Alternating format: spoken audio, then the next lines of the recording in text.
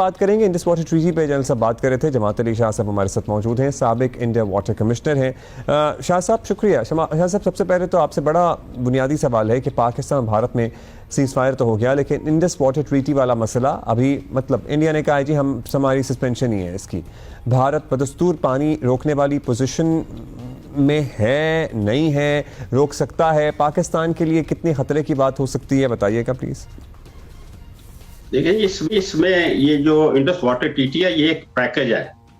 इसमें western river, Jhelum, Chenab, Indus Pakistan के पास हैं और रावी, सतलज, ब्यास इंडिया की। अब हेल्ड इन अबेंस या सस्पेंशन का मकसद तो फिर जो है कि ये हमें जो पानी मिल रहा है उसको वो जो है वो हमें नहीं जाते, या इसमें ट्रीटी के तहत जो मैकेनिज्म है जो कि सेफ गार्ड वर्ल्ड बैंक ने हमें दिए हैं, अगर वो इंडिया अडॉप्ट नहीं करता तो हमें तो ये मटेरियल डैमेज का जो है ये खदशा है कि हमारे पानी को कई बाहर डाइवर्ट न कर लें, जो प्रोजेक्ट्स बना रहे हैं वो ट्रीटी वायलेटिव ना हो।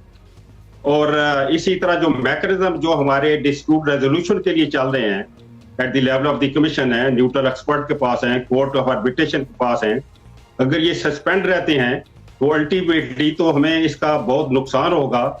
और पानी के बगैर तो जाहिर है कि ये एक, जैसे कि टेररिज्म में जो चीजें जो डिनाई कर दी जाती हैं, बेसिक जो यूज की चीजें हैं, अगर इंडिया ये डिनाई कर देता है तो मैं समझता हूं कि ये यूएन सिक्योरिटी काउंसिल का इशू भी बनता है, in addition to taking up this issue at the level of the commission या वर्ल्ड बैंक के साथ।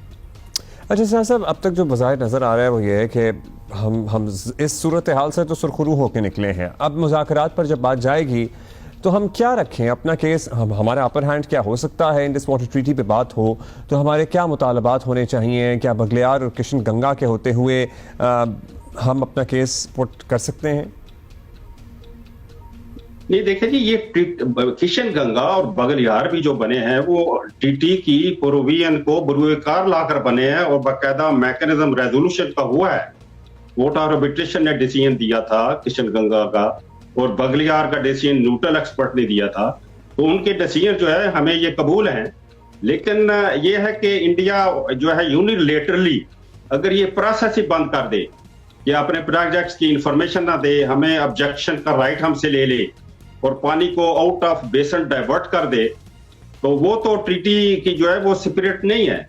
तो लिहाजा जहां ये एक ट्रीटी वायलेट हो रही है, ट्रीटी की एक फ्लैग्रेंट ब्रीच है मैं समझता हूं, और इसको हर फोरम पर उठाना चाहिए है, इसके लिए जो है लॉबिंग करनी चाहिए है, और इमीडिएटली हमें इंडिया को टेबल पर लाकर या जिस तरह भी मुमकिन हो वो ये ऐलान करे कि हम ट्रीटी का जो हेल्ड इन अबेंस है या इसकी टेम्परेरी सस्पेंशन है हम उसको बहाल करते हैं, और जो फैसले आते हैं चाहे कमीशन लेवल पे हो, न्यूट्रल एक्सपर्ट के पास हो, कोर्ट ऑफ आर्बिट्रेशन में हो, वो ज़ाहिर दोनों पार्टियों को कबूल करनी चाहिए। अच्छा सर, बीच में शरारत कर रहा था, कभी पानी छोड़ देता था, कभी पानी रोक लेता था, ये हमने देख लिया। इस दौरान ये सवाल भी पूछा जा रहा है कि पाकिस्तान का इस पानी पर इन्हिसार क्या बहुत ज़्यादा है? क्या हमें और कुछ तरीके अपनाने चाहिए अपना बंदोबस्त करने के लिए? भारत की तबीयत तो आपको पता है, जब तक नरेंद्र मोदी हैं और बीजेपी चलता रहेगा, शायद, होपफुली ना हो। गुजारिश ये है कि पानी के लिए हम डैम बनाएंगे तो पानी तो जो है ये एलओसी के दूसरी तरफ से आता है ना, झेलम का हो, चनाब का हो। जाहिर है कि इंडस का जो है हमारे एरिया में ज्यादा जनरेट होता है, लेकिन डैम तो तब भी कारआमद होंगे कि ऊपर से पानी चलता रहे। अगर इंडिया ये पानी झेलम और चनाब का डाइवर्ट कर लेता है या रोक लेता है, लेकिन एट द सेम टाइम मैं ये कहता हूँ अगर ये पानी चलता आ रहा है तो डैम्स की तो जरूरत है, हमें फ्यूचर डैम्स भी बनाने चाहिए, हमें वाटर मैनेजमेंट भी जो है ये करनी चाहिए विद इन पाकिस्तान, ताकि हम पानी को सेव कर सकें। हमें क्रॉप्स ऐसे जो है वो लगानी चाहिए जो कम पानी पर ज्यादा झाड़ दे दें। तो ये दो फ्रंटियर हैं, एक विद इन पाकिस्तान है, एक वैसे भी पानी तो एहतियात इस्तेमाल करना चाहिए, आ रहा हो या ना आ रहा हो, मतलब we should all try to learn these things now, it's enough.